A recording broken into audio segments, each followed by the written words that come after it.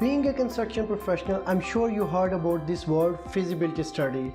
Now what exactly it is, why it's so important for a project, and how to conduct the feasibility study. Well, we will learn all about it, but before that I would like to appreciate everyone for keep following this amazing series of QS. As you know, we are working on a villa project from scratch to end by covering all aspects of quantity surveying. But I have noticed few people are very eager to learn measurements and takeoff only. Trust me on it, quantity surveying is much more than that. You are standing at the doorstep while whole empire is yet to be explored. So without any delay, let's get started.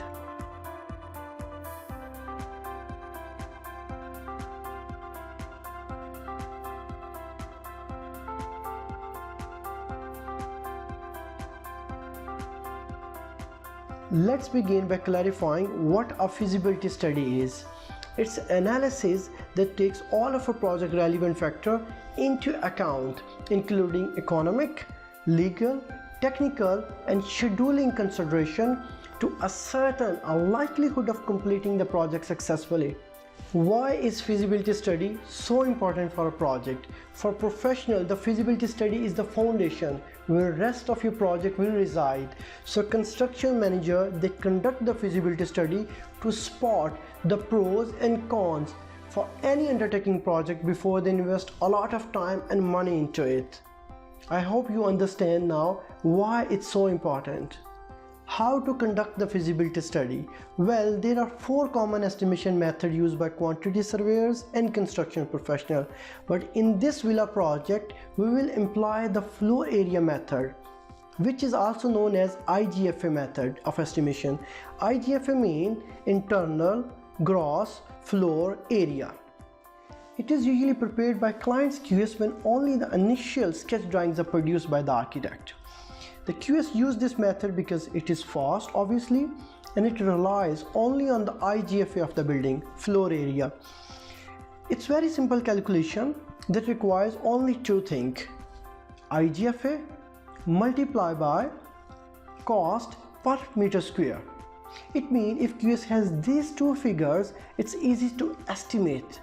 But how to get these 2 figures? Hold on, I will explain this part. Firstly, we need IGFA. Means we need total internal gross floor area of the building. Secondly, we need total construction cost per meter square of similar project completed within the same site location. Now we will demonstrate on our villa project with complete example. So firstly, we need complete internal gross floor area, IGFA, including the ground and first floor. There are several ways to do that. First one is measure manually, which I don't recommend. Second, get it from the architect schedule drawing. And third, on top of all, use PlanSwift software. I prefer PlanSwift because it's fast and easy to use. Now I have the drawings with me, so I will quickly measure from ground and first floor total internal gross floor area, and you can see how to do it.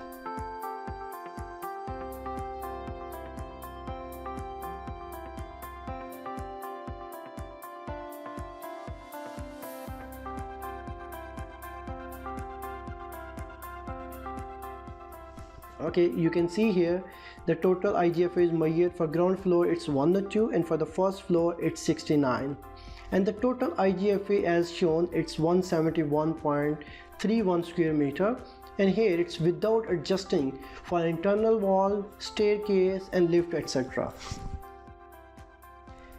Secondly, we need to get the cost per square meter rate. It can be obtained from municipality plan approval office, a property developer, a QS firm, an experienced contractor who must have a very rich portfolio of completed work. But the most important, the cost should take into the consideration of building cost index, because the construction cost per square meter differs by country, by region and type of the building.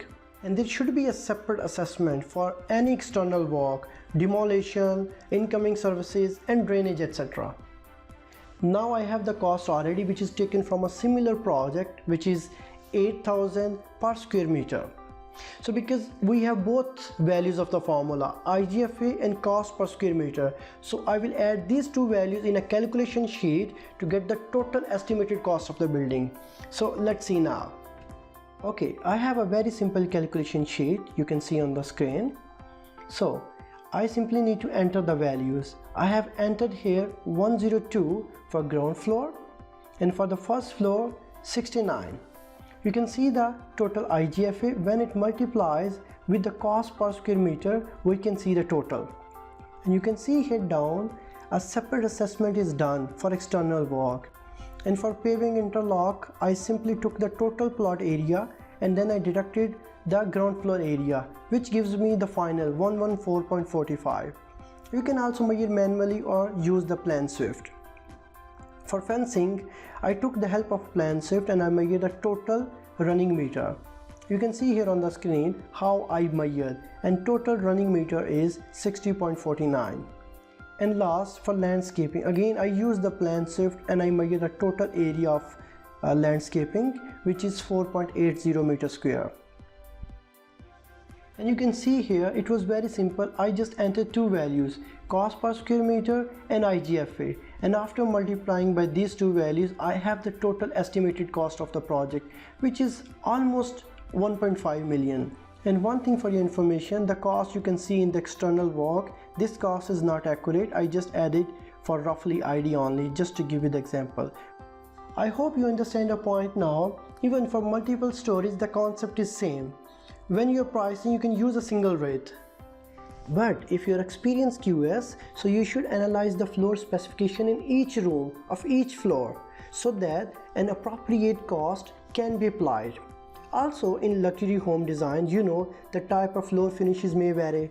For example, some homes might have concrete floor in the parkway or terrazzo floor in the kitchen, maybe a ceramic tiles in the washroom, marble tiles in the living room, and maybe a carpets in the bedroom. So in this case, a quantity surveyor must measure the room separately.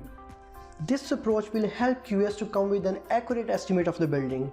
Now at the last, we will see what are the advantages and disadvantages of this IGFA method. Firstly, it's faster as compared to bill of quantities. Second, QS need to rely only on the architect drawings or sketches. Third, it allows the comparison between different designs. And fourth, it's easy because the calculation is very simple. Disadvantages. The first one is IGFA method does not consider the variation in the plans. Second, it doesn't consider the room height or the floor. Third, total parameter of the wall is not considered. Fourth, it does not consider the area or type of the wall finishes, and there could be more as well. The disadvantages which we just discussed now are only the consideration note for quantity surveyor while estimating the cost of the building. Otherwise, it is a fairly accurate method of estimation if the cost is taken from a similar project. I hope this video gives you enough understanding. So thank you so much for watching. See you in the next video.